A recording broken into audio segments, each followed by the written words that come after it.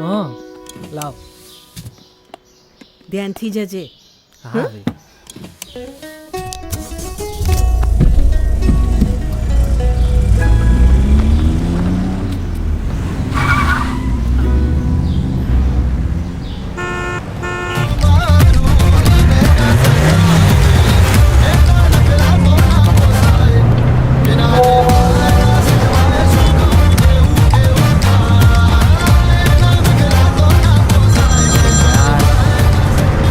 Hello. અરે ક્યાં છે ભાઈ? પછી સાંજના દાવ ના કરતો. અરે તું ટેન્શન ના લે યાર, હું 7 વાગે નીકળીને બી 7:15 આવી જઈશ, વાંધો નહીં. તમે કેટલા સિગ્નલ ઉભું થઈને તને ખબર પડે છે? તને તો બસ તું આવો એટલા વર આવી જવાનું નંબર કીધું ના આવે. હેલો સાંભળે છે? હેલો હેલો હેલો ક્યાં ગયો? 5 મિનિટ ક્યાં રાખ? 5 હેલો હેલો મમ્મી તું અહીંયા કેવી રીતે? કાકી આ ચાલુ ગાડીમાં ફોન પર કેમ લાગેલો છે? હા હા મૂકી દીધું. આટલી સ્પીડમાં ગાડી ચલાવાય? આ, અને આ જો પાછો સીટ બેલ્ટ પણ નથી પહેર્યો. હા પહેરી લઉં ને.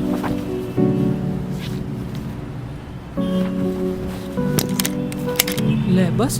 હા આપની સુરક્ષાનો ખ્યાલ છે એટલે જ અહીં ઊભા છીએ. Yes sir. અમને પોતાના જ સમજો. Thank you sir.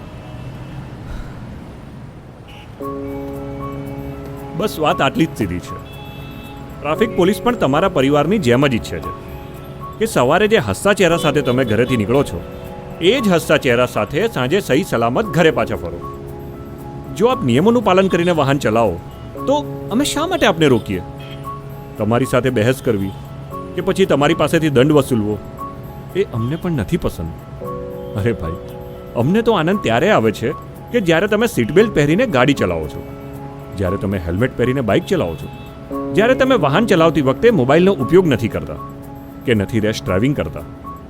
તમારું જીવન જેટલું તમારા પરિવાર માટે મહત્વનું છે એટલું જ આ દેશ માટે, આ સમાજ માટે અને અમારા માટે પણ મહત્વનું છે. તમારી ચિંતા છે એટલે જ અહીં ઊભા છીએ.